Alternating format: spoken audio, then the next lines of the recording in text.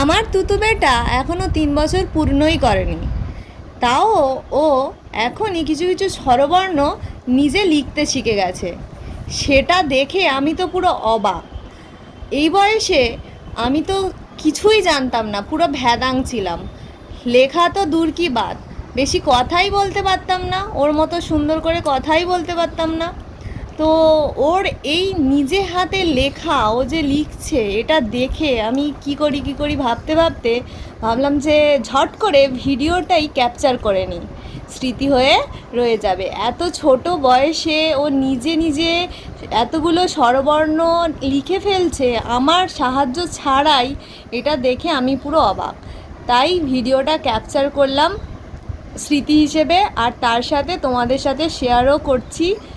তোমরাও দেখো আর তুতুকে একটু আশীর্বাদ করো, ও যেন সবগুলো স্বরবর্ণ ব্যঞ্জনবর্ণ খুব তাড়াতাড়ি অল্প বয়সেই শিখে যায়, আর নিজে নিজে যেন সুন্দর হাতে লেখা করতে পারে, লিখতে পারে। তোমরা সকলে আশীর্বাদ করো ওকে, ও যেন পড়াশোনায় খুব মনোযোগী হয়, খুব ভালো বুদ্ধিমতী হয়।